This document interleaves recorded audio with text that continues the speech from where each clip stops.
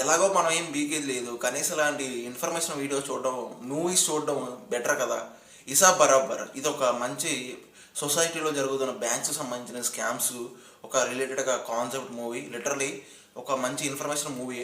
ఇంకా basic plot ఏంటి, cinema ఎలా ఉంది చెప్పాలంటే, ఇది ఒక టికెట్ కలెక్టర్గా వర్క్ చేస్తున్న మాధవన్ గారు. ఇది ఒక తనకి ఏంటంటే ఒక సిన్సియర్గా వర్క్ చేసి ఒక్క రూపాయి కూడా అటు ఇటు పోకుండా వర్క్ చేసుకునే పర్సన్. అతనికి ఏంటంటే అన్ఎక్స్పెక్టెడ్గా తన బ్యాంక్ అకౌంట్లో నుంచి 27 రూపీస్ మిస్ అవుతుంది అనమాట. ఆ 27 రూపీస్ మిస్ అవ్వడం వల్ల మనోడు ఏంటంటే బ్యాంక్కి వెళ్ళి కంప్లైంట్ చేస్తాడు. ఆ కంప్లైంట్ ద్వారా పెద్ద పెద్ద స్కామ్స్ అనేవి బయటకు పడతాయి, బయటపడేలా చేస్తాడు.